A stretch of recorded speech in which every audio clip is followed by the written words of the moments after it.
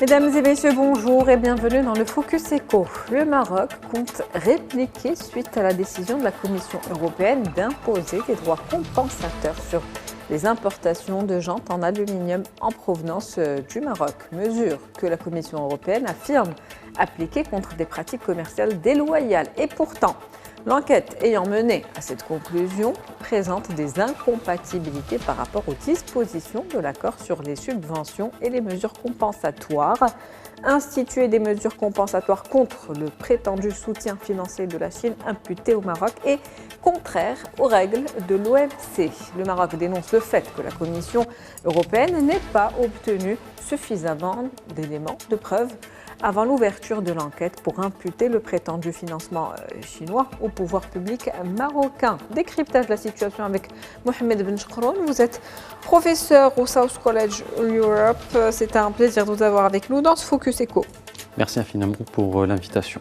Merci de l'avoir accepté. Alors, la Commission européenne qui a décidé de surtaxer le Maroc par rapport aux importations des jantes en aluminium. Ça peut aller jusqu'à 31,45%, ce qui n'est pas négligeable. La Commission n'a pas obtenu pourtant, je le disais en préambule, suffisamment d'éléments de preuve pour parvenir en tout cas à ces conclusions. Des mesures compensatoires donc contraires aux règles de l'OMC et incompatibles avec les accords de l'OMC. Comment expliquer cette décision dans ce contexte ? Tout d'abord, on ne peut que regretter cette décision parce que cela va à l'encontre de l'accord de l'association qui a été signé entre le Maroc et l'Union européenne, qui stipule dans l'article 8 et 9 qu'il est interdit d'appliquer des droits douaniers et des droits compensateurs. Ça, c'est le premier point. Le deuxième point, c'est que c'est une réplique, c'est une sanction liée à la naissance, au développement d'un secteur d'activité qui est devenu prioritaire et principal pour l'économie marocaine, qui est l'automobile.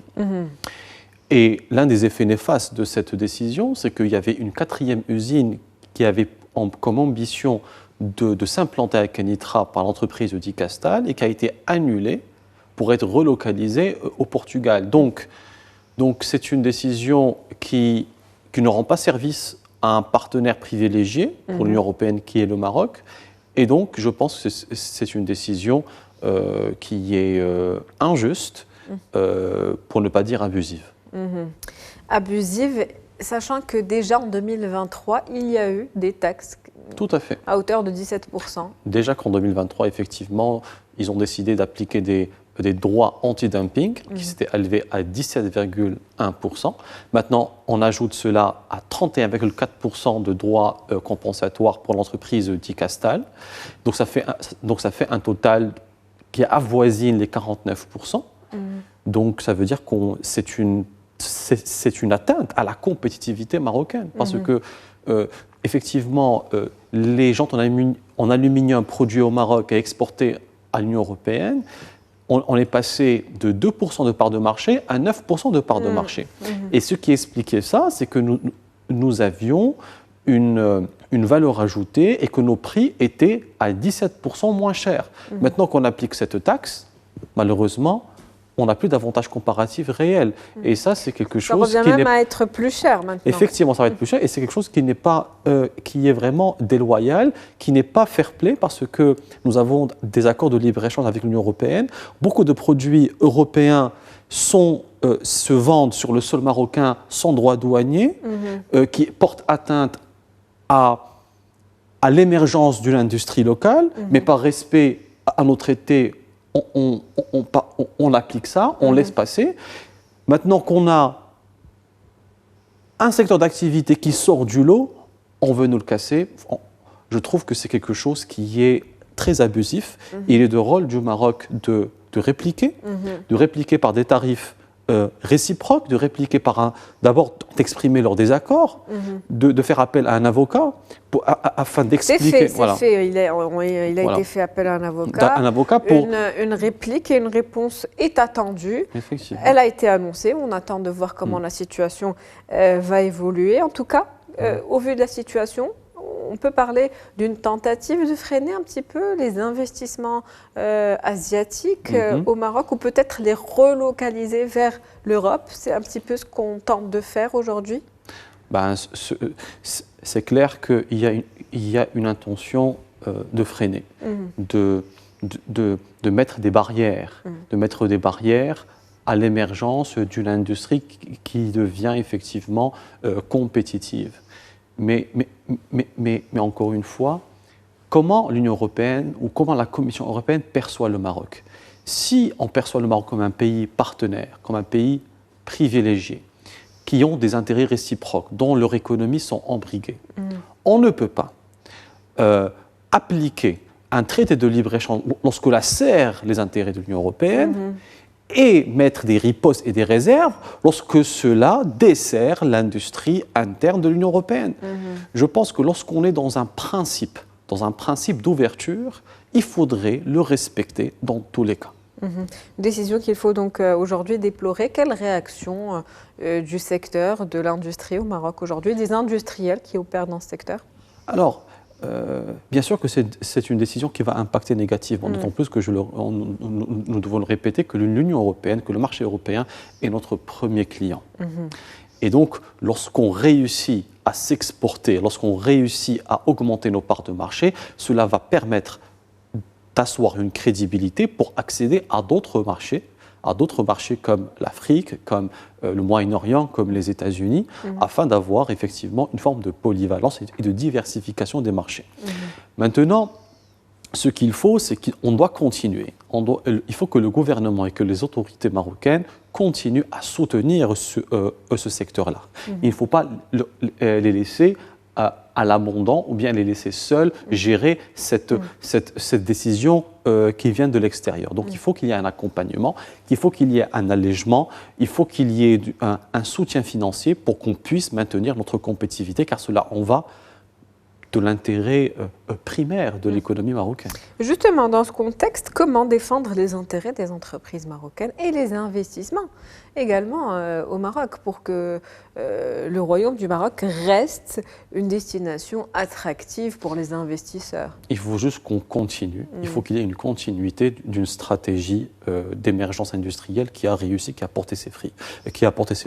Il faut qu'on continue à investir dans la recherche et développement, qu'on continue à investir dans la formation professionnelle de nos cadres, de nos ingénieurs, de nos techniciens. Il faut qu'on continue à faire du lobbying à l'international pour attirer encore plus d'investissements directs étrangers. Et d'ailleurs, nous sommes très heureux de recevoir la nouvelle de l'usine de Tesla qui compte implanter une usine de fabrication d'un des modèles de Tesla à Kenitra sur une superficie de 300 hectares avec un montant de 5 milliards d'euros. Donc oui, nous demeurons compétitifs malgré les sanctions et on doit continuer dans notre lancée car nous n'avons pas le choix.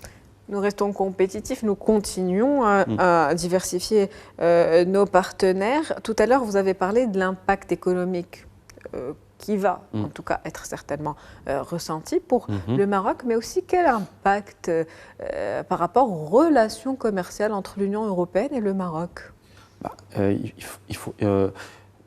Nous ne devons pas abroger un traité, un accord de libre-échange.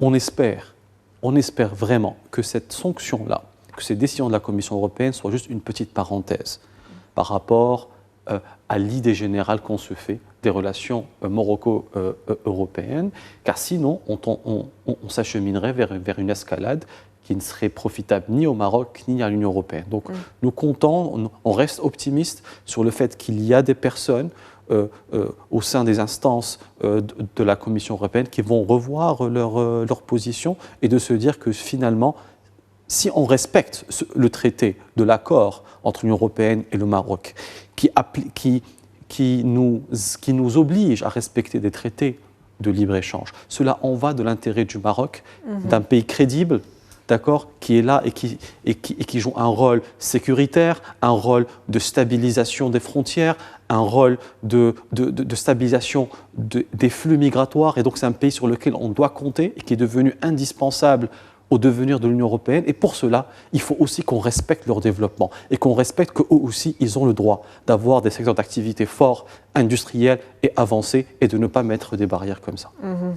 Et aujourd'hui, est-ce qu'on pourrait dire que la diversification des partenariats, justement, et des partenaires commerciaux, toujours sous ce modèle de partenariat gagnant-gagnant, bien sûr, et ce concept de bénéfice mutuel, c'est la priorité aujourd'hui? Ben oui, la première priorité. L'une des façons pour diminuer l'impact de ces décisions est d'être de moins en moins dépendant d'un seul partenaire et de diversifier nos parts de marché, de diversifier nos clients. Mais pour cela, il faut que notre client principal puisse nous aider, pour qu'on puisse avoir des références, pour qu'on puisse avoir un capital d'expérience afin de nous exporter ailleurs. Donc oui, le moyen et long terme va permettre au Maroc d'être de moins en moins dépendant du marché de l'Union européenne et pourquoi pas s'orienter vers d'autres marchés comme le Moyen-Orient, comme l'Afrique via la ZLECA, l'Amérique du Nord, etc. Merci à vous pour ce décryptage de la situation, M. Mohamed Benchkroun. Je rappelle que vous êtes professeur au South College Europe. C'était un plaisir de vous avoir avec nous dans ce Focus Eco. Le plaisir est renouvelé, merci. C'est la fin du Focus Eco pour aujourd'hui. On se retrouve demain avec un nouvel invité, un nouveau sujet. Très bonne journée. Merci pour votre fidélité.